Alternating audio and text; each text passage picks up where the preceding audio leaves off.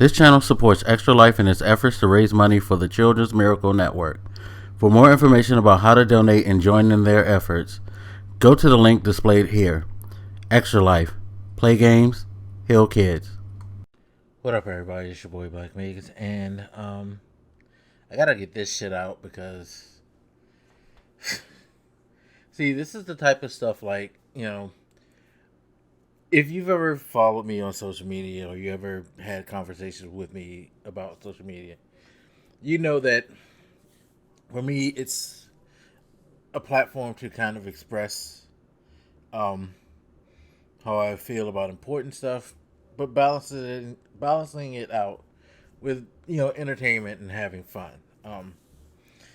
I try not to be one of those people who you know overreact, complain, scream at the top of my lungs, put on the whole show in production, like a lot of people I think do on social media. And it's funny because the other day I actually put out a tweet where I asked people, like, seriously, if you didn't have this audience that you have on social media, would you say or do half of the things you do?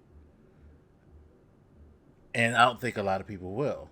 Me personally, I know I would, because these are the type of things that I get riled up about and that I do my quote unquote overreacting and fussing and screaming and putting on a show, even though it's not a show because it's serious. This is a serious issue and it's a very scary one for me. And I think it's a very scary one for all of us. And I think a lot of us need to pay attention. At the same time, it's kind of sad because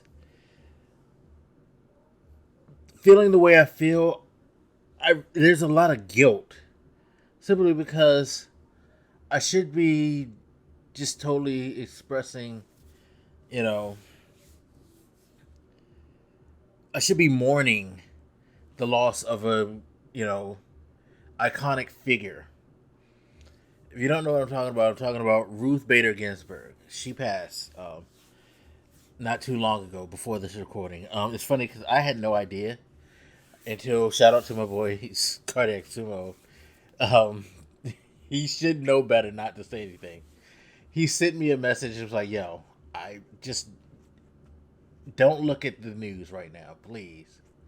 Now, I'm out driving, doing DoorDash, so I wasn't thinking about it. But as soon as he said that, it was kind of perfect timing because I just got finished doing the drop off and I was able to pull out my phone really quick and go and run straight to my CNN app. Yes, I frequently check my CNN app because that's how in tune to the news I am these days.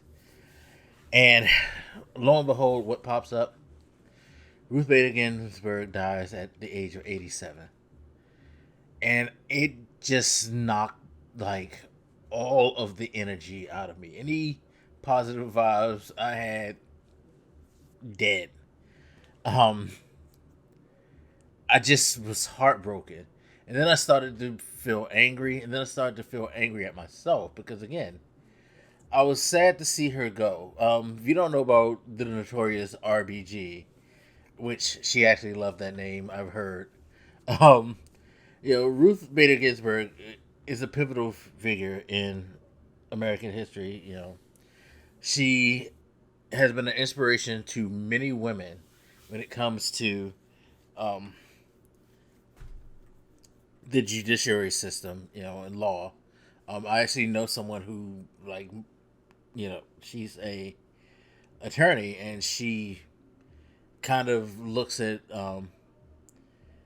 RBG as like like a spiritual mentor, like just a huge inspiration. And a lot of people did because she was very, very strong willed, very, very passionate. She fought for all the right things. She always seemed to know exactly how to frame her arguments when she made them, or when she was writing her response to a vote, like whenever they would let her write the Supreme Court uh, I guess I forget what they actually call it at the moment, but the overview as to why they voted the way they voted, or why they feel like this issue should be this way. You know, she's a very well liked person, very well loved person, um, and all those things should be the things that I'm saddest about. But sadly, the thing that I'm saddest about, and I think a lot of us are saddest about, because I've seen many people express this, is the fear that her death is now generating.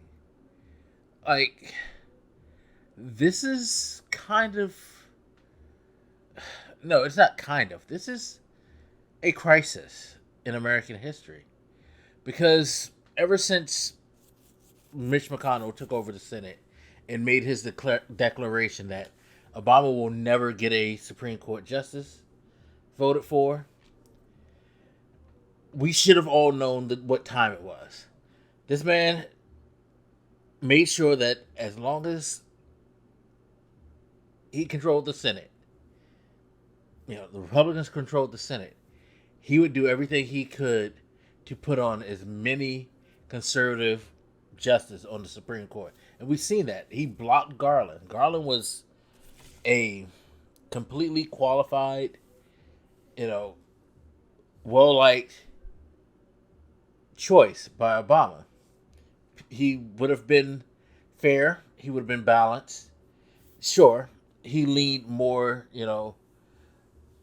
to the progressive side of things, but he wasn't going to be like total, I'm just going to go all in on my side and fuck reasonable arguments. But Mr. McConnell didn't care. He don't want fairness. He wanted to make sure that he got the Supreme Court that he wanted, which was, if we control this, we control everything. Meaning, if the Republicans have the presidency and they have, Congress, then we should have everything else, including the Supreme Court, which the Supreme Court is supposed to be this, like, the entity of the government that is above political party interests. Doesn't matter if you're conservative, liberal, progressive, whatever. The Supreme Court is supposed to be that place where everybody can go to, give an argument, and they will make a reasonable, fair, and balanced decision on it. But that's not what Mitch McConnell and his friends want.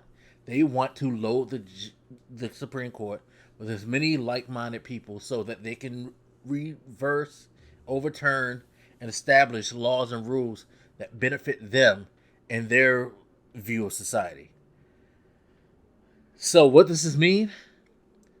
Right now, well, at least before her death, it was already a 5-4 majority. After they put in, I forget his name right now. Dickhead who tried to rape somebody at a party. Let me look up his name.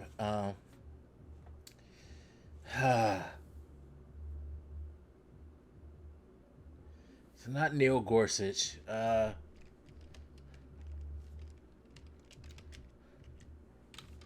Jesus Christ, what is this dickhead? And I'm sorry, I'm stopping to find it because I think this is a really important thing to make sure that I have correct. Brett Kavanaugh, that dickhead, that fucker. And sorry, I know I sound quote unquote biased, but he doesn't deserve the job.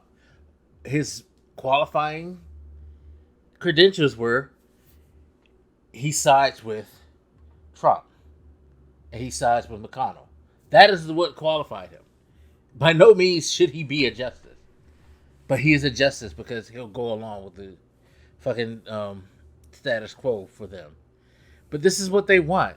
They want to fucking put as many people on there so that they could repeal things like Roe versus Wade,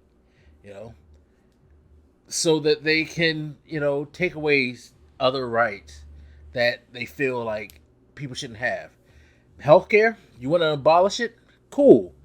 If they put in another conservative, that's a 6-3 advantage.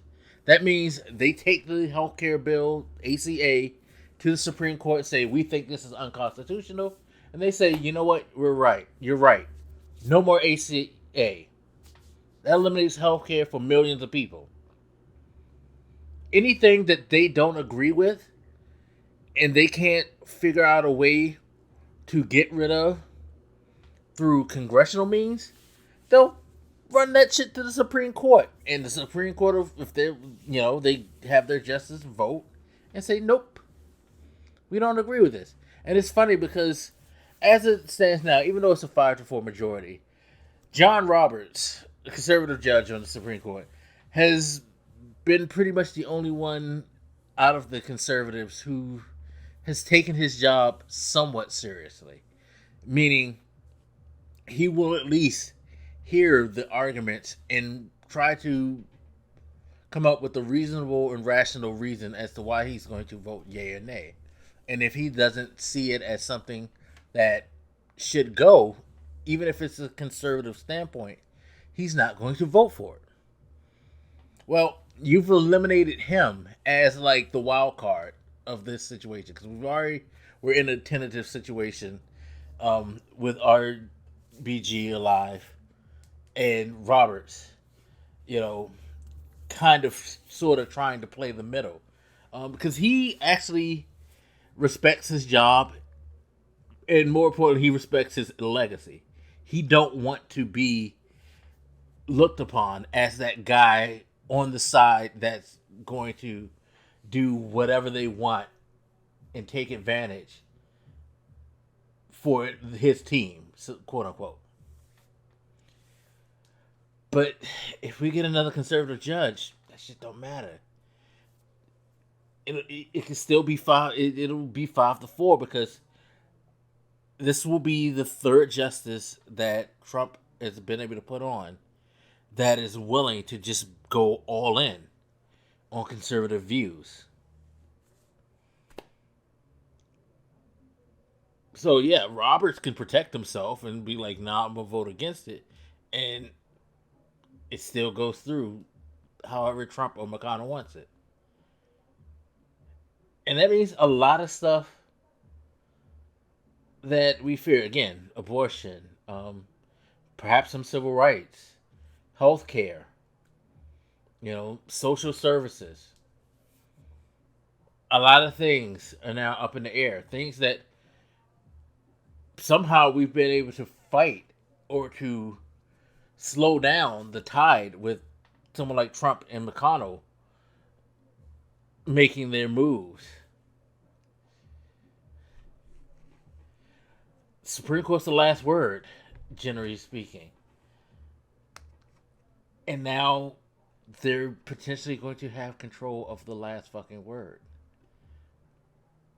And that last word is going to be very, very impactful on our lives. This is why you guys got to vote. And yeah, I know, even if they get voted out of office, they still have time to cause shenanigans. But vote for your local congressman. Vote for for a better president. And at least then we have a fighting chance. Because with a more reasonable Senate, they can maybe change things so you cannot do the things that they've done during Trump's administration. If you have a more reasonable president, you have somebody who will listen to things like climate change, medical, healthcare,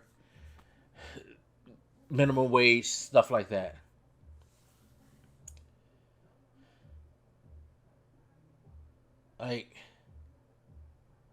Yeah.